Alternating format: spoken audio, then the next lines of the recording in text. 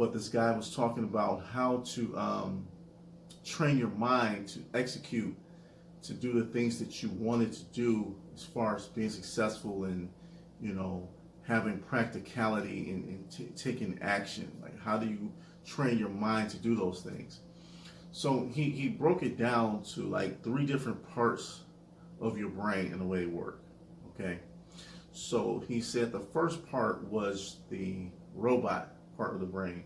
And a robot is kind of like the everything in the past. So everything you've learned as a child to where you at now is stored in the robot part of the brain. It's just stuff that you just do automatically, that you don't even think about.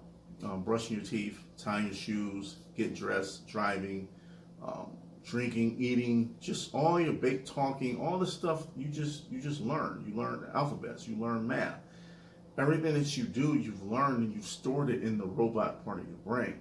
You know, so whether it's correct or incorrect information, it's still part of the robot part. Okay, it's stored in the past. So we may have beliefs or ideologies that we have been taught as a kid that we still have in our brain, and they still kind of influence into the decisions that we make. Okay, so that's the part 2. So it's a good part to the robot because they are good things that we need: driving, talking, eating, you know, tying shoes, brushing your teeth, washing your face, that we just do automatically, that we don't want to think about. Okay, that's the good part. Then the bad part of the robot is there's a lot of bad things, a lot of things that influence us based on our past, maybe past failures or past negative things that affect in what we do, that's still stored in there. So that's like the pro and the con to the robot. Okay, the next part, which I think is the most interesting, is the emo. The emo is the part of the brain that lives in the presence and right now. So basically everything the emo part of the brain does is about random decision making. It's things that you do at the moment. Okay, so that's good in a way because some people, they're great at making hard decisions when it's quote unquote gun to your head and you got to make a decision.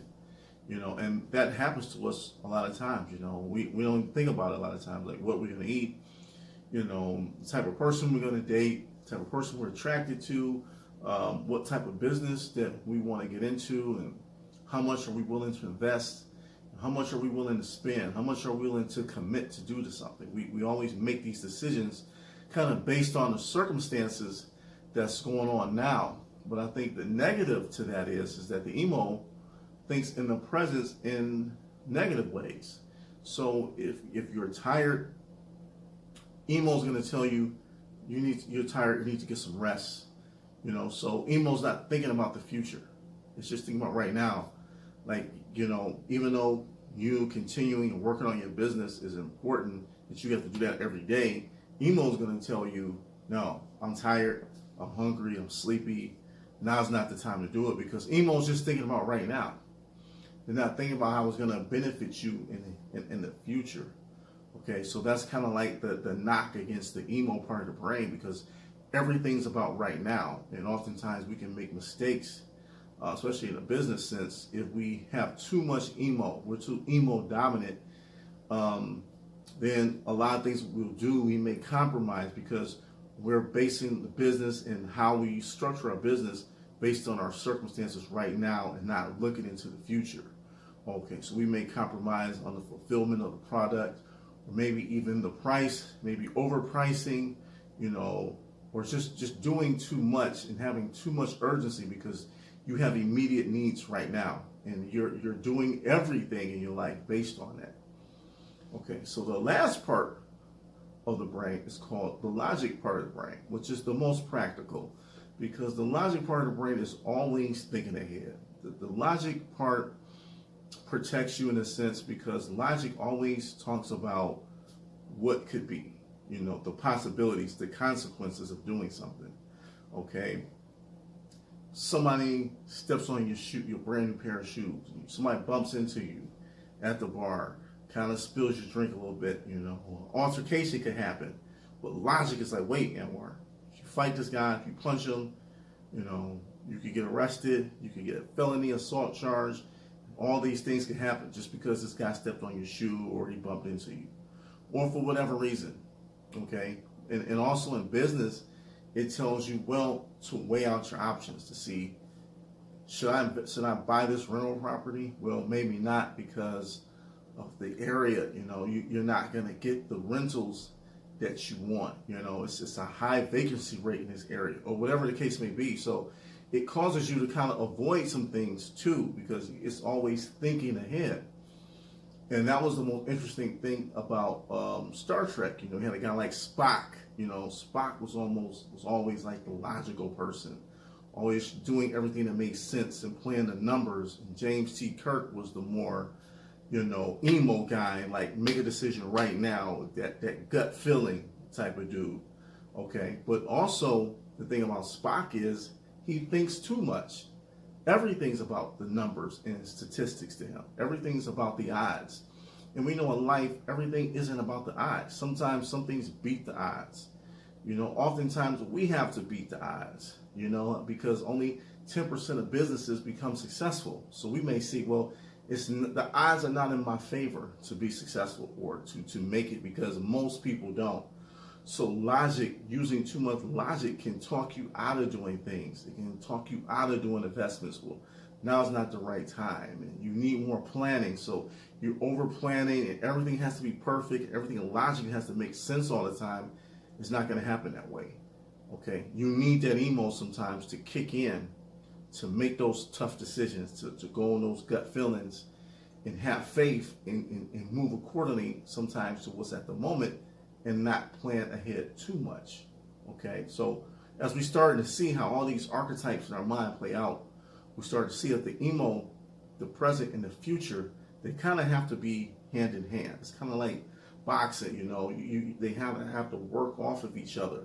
There was a movie that came out years ago. It was called Crimson Tide. It was about a nuclear submarine, and Gene Hackman was the captain of this submarine. Okay, it was armed with nuclear weapons, nuclear missiles, and there was a potential threat of World War III happening.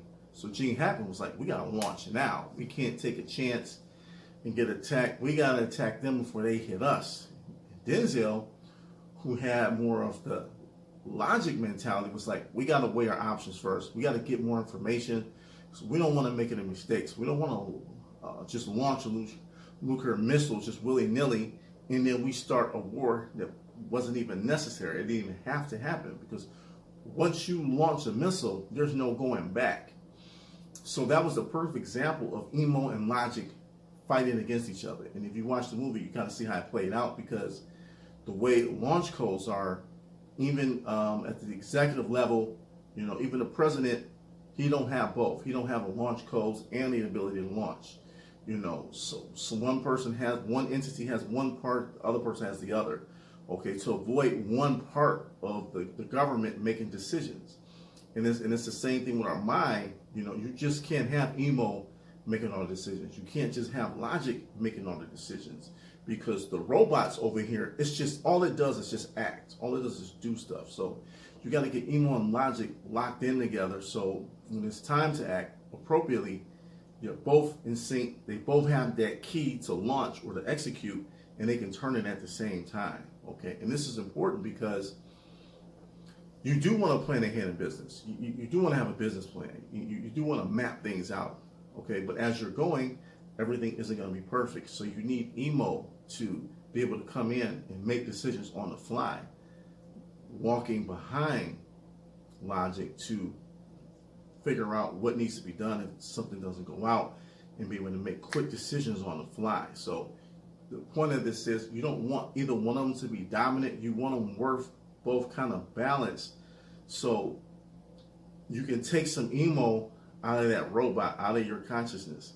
You want to take some of that logic out of your consciousness, and you want a kind of a good mix to go into the bag, or into the memory, into your subconscious of the robot. So when you're starting to do things, it happens naturally. You're not dominant in either side. You're not looking too far behind. You're not too caught up in a moment. You're not a prisoner of the moment, but you're not looking too far ahead too much as well. And that's where that perfect balance comes in. So I think I'm hoping that that was some good content for you guys, and it was beneficial.